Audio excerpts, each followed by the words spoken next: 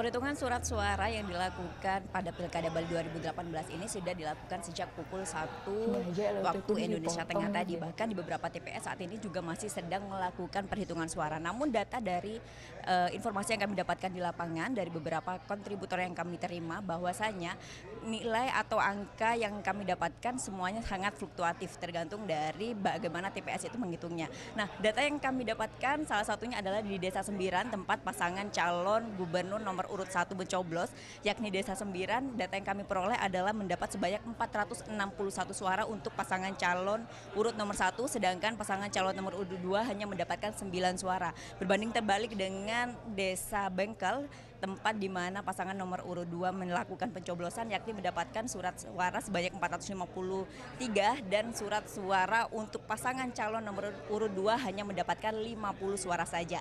Namun hasil dari quick count atau perhitungan cepat dari salah satu lembaga SMRC yang kami dapatkan, untuk pasangan calon nomor urut 1 mendapatkan 58,05%, sedangkan untuk pasangan calon nomor urut 2 hanya mendapatkan sebesar 48,950%. Ini jika kita melihat flashback kembali ya untuk pemilihan gubernur Bali pada tahun ini, keduanya pasangan calon ini memiliki rekam jejak politik yang cukup kuat di Pulau Bali sendiri. Jika pasangan urut nomor 1 calon gubernur Wayan Koster adalah seorang legislator dari Partai PDI Perjuangan, dan beliau juga menjabat sebagai anggota DPR dari Komisi 10 di DPR RI.